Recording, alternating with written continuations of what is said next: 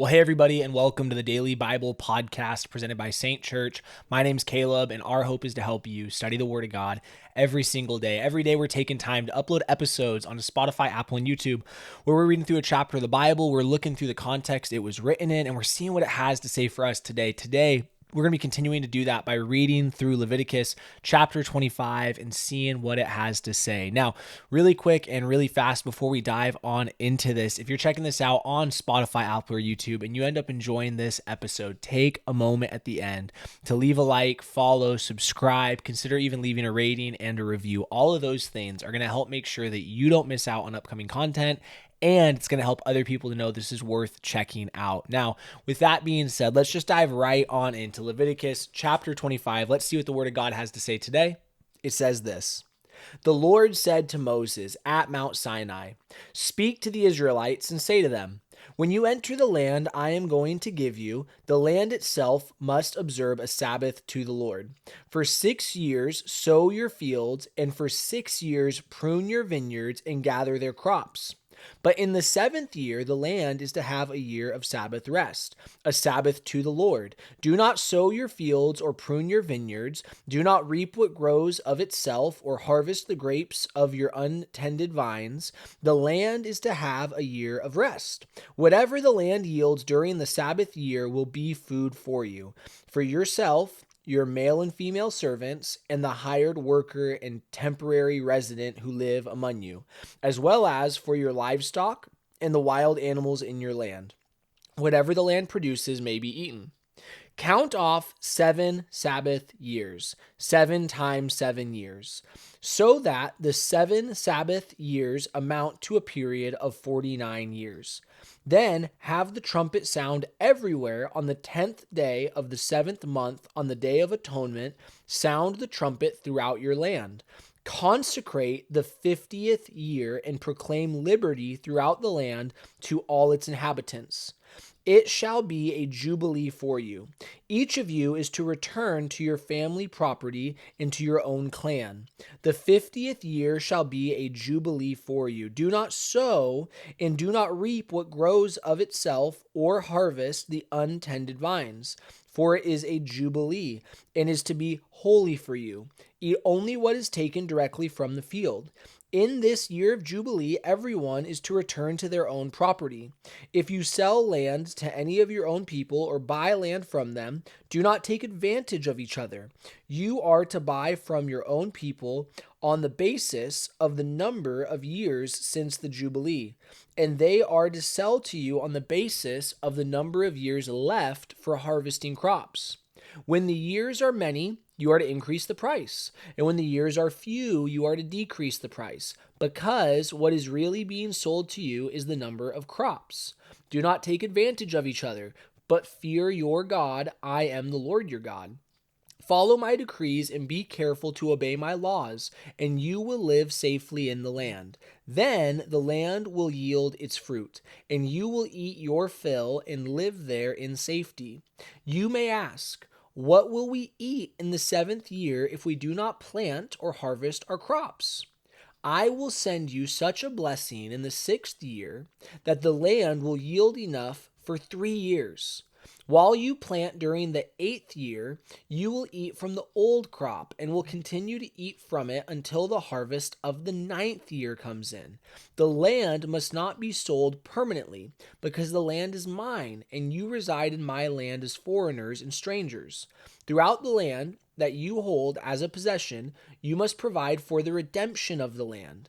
If one of your fellow Israelites becomes poor and sells some of their property, their nearest relative is to come and redeem what they have sold. If, however, there is no one to redeem it for them, but later on they prosper and acquire sufficient means to redeem it themselves, they are to determine the value for the years since they sold it and refund the balance to the one to whom they sold it. They can then go back to their own property. But if you do not acquire the means to repay, what was sold will remain in possession of the buyer until the year of Jubilee. It will be returned in the Jubilee, and they can then go back to their property. Anyone who sells a house in a walled city retains the right of redemption a full year after its sale. During that time, the seller may redeem it. If it is not redeemed before a full year is passed, the house in the walled city shall belong permanently to the buyer and the buyer's descendants. It is not to be returned in the Jubilee, but houses in villages without walls around them are to be considered as belonging to the open country. They can be redeemed, and they are to be returned in the Jubilee. The Levites also have the right to redeem their houses in the Levitical towns which they possess. So the property of the Levites is redeemable. That is, a house sold in any town they hold, and is to be returned in the Jubilee, because the houses and the towns of the Levites are their property among the Israelites. But the pasture land belonging to their towns must not be sold, it is their permanent possession. If any of your fellow Israelites become poor and are unable to support themselves among you, help them as you would a foreigner and stranger, so they can continue to live among you. Do not take interest or any profit from them, but fear your God, so that they may continue to live among you. You must not lend them money at interest or sell them food at a profit. I am the Lord your God, who brought you out of Egypt to give you the land of Canaan and to be your God. If any of your fellow Israelites become poor and sell themselves to you, do not make them work as slaves. They are to be treated as hired workers or temporary residents among you. They are to work for you until the year of Jubilee. Then they and their children are to be released, and they will go back to their own clans and to the property of their ancestors. Because the Israelites are my servants, whom I brought out of Egypt, they must not be sold as slaves. Do not rule over them ruthlessly, but fear your God. Your male and female slaves are to come from the nations around you. From them you may buy slaves. You may also buy some of the temporary residents living among you and the members of their clans born in your country, and they will become your property. You are to bequeath them to your children as inherited property and can make them slaves for life, but you must not rule over your fellow Israelites ruthlessly. If a foreigner residing among you becomes rich and any of your fellow Israelites become poor and sell themselves to the foreigner or to a member of the foreigner's clan, they retain the right of redemption after they have sold themselves. One of their relatives may redeem them. An uncle or a cousin or any blood relative in their clan may redeem them. Or if they prosper, they may redeem themselves. They and their buyer are to count the time for the year they sold themselves to the year of Jubilee.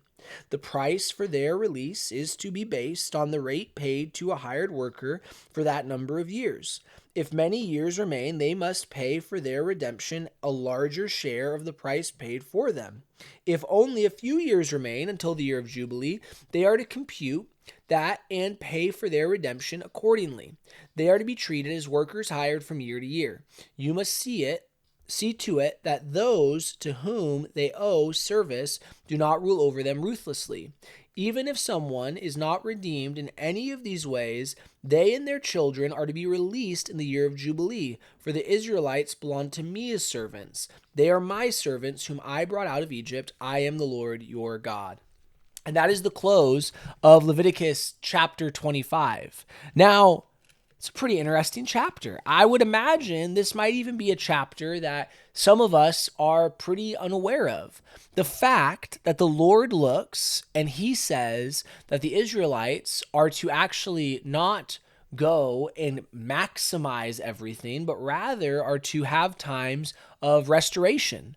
The beginning of this chapter deals with the year of Sabbath, the fact that just as the people would have a day that they do not work in the week, that the land would have a year that it is not being harvested on, that it is actually getting to rest. Now, this is a farming practice that people do, and it's not always within the 7-year range, but that they would have fields that they go and they plant and they harvest on, and then there would then be fields that they would give rest to for a year to be able to let it grow and have all these different things happen to it. So God here is having them practice something that, one, is based upon trust.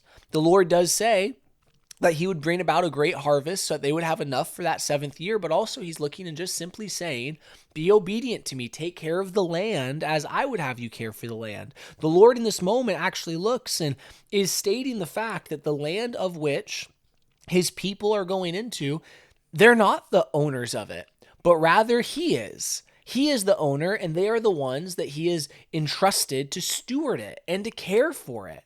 Now, as we look at the year of Jubilee, I mean, this is a pretty wild concept. Think about this. The fact that people who are owning land would be selling it in a lot of ways more so as a lease. That it would be a lease of land, that it is owned by the Lord, and you could sell, if you needed the money, the land to another, but it was for the sake of them to be able to harvest and get crops from it and make money from it, but the land itself is not what is of value. And that is something that is so interesting. It's so countercultural to how our system works. And I'm not saying that our system has to look to the year of Jubilee, but it is an intriguing thing to look and to acknowledge, man, God, you took very serious the fact that this was not land for humans to necessarily look at and say, this is mine in terms of Israel within the book of Leviticus, but it is the Lord looking and saying, this is mine.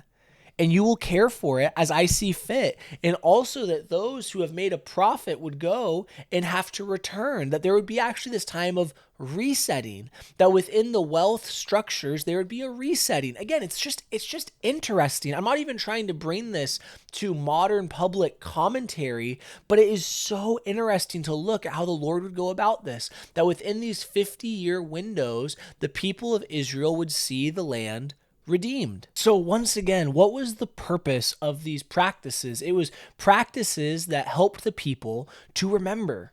Once again, to remember that God is the one who has brought them to where they're at, that what they have has only been given to them through the grace and the mercy of God, and that they are to look to their fellow man in light of that. And so for us today, although we do not observe Sabbath years in the same way, we do not observe years of Jubilee in the same ways, we can look at the principle from this, that we are not to lord things over people, that we are not to be strict over people, but rather we should walk in grace, in truth, in love, in kindness, in looking and saying, God, everything you have provided is a gift from you, and I simply get to steward it. So how can I use it to honor you? Friends, with that being said, that's what I got for you guys today for this chapter out of the book of Leviticus. With that being said, if this was insightful for you in any way, take a moment, leave a like, subscribe, follow, leave a rating if you have some time. Also, though, if you have any questions, please comment them down below. I would love to dialogue with you. But with that being said, that's really all I got for you guys today. So thank you for jumping on. I hope this was helpful for you today, and I can't wait to see you tomorrow as we are getting closer and closer to wrapping up our study on the book of Leviticus. So thanks for being here. Can't wait to see you tomorrow because we're studying the Word of God every single day.